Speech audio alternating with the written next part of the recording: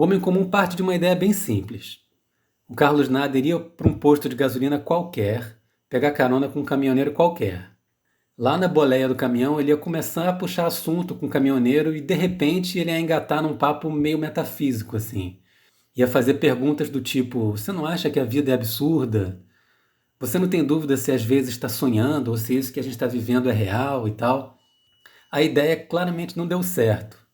E ele mostra isso no filme. Ele mostra no filme a ideia dando errado. E parte da beleza dos documentários que eu gosto, como eu disse, é quem mantém o processo criativo durante todas as etapas. E o Nader foi ajustando, foi mudando e mantendo essas mudanças de rumo dentro do filme. Você vendo o filme, você vai vendo que a primeira ideia de filme não deu certo e que ele foi ajustando ali. E aí o Nader acabou descobrindo que acompanhar a vida de um caminhoneiro comum era a maneira que ele procurava para responder aquelas questões metafísicas que ele trouxe lá no começo. Simplesmente porque não tem resposta para essa pergunta. E mais do que buscar respostas em palavras para esses questionamentos dele, ele viu ali que mostrar a passagem do tempo na vida de uma pessoa comum seria a maneira mais adequada de fazer esse filme. Então ele escolhe um personagem, que é um caminhoneiro chamado Nilson de Paula, que ao longo do filme ele vai chamando de Nilson.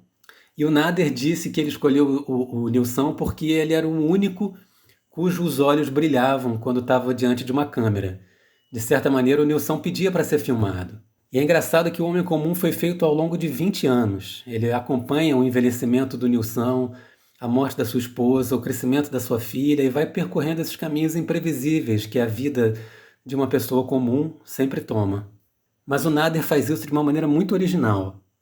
Ele insere cenas de uma ficção dinamarquesa meio surreal, chamado A Palavra, do Carl Dreyer. É um filme de 1955. E ele vai costurando essas imagens épicas, em preto e branco, meio dramático demais, e vai costurando isso na montagem. E ele consegue fazer que, por contraste, a gente vá conferindo novos significados para aquelas cenas do filme do Carl Dreyer.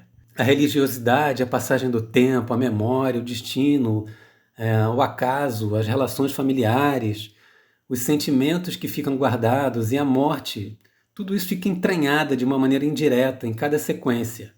E é uma maneira muito interessante de ir ressignificando também essas imagens. Passados 20 anos ali filmando o Nilson, eu acho que o Nader continua a formular essa frase, ele não conseguiu responder às inquietações metafísicas dele. Mas acho que isso não importa muito, porque o filme é meio preenchido por esse diálogo o tempo todo, mesmo quando essa pergunta não é verbalizada. É um filmaço, vale muito a pena ver.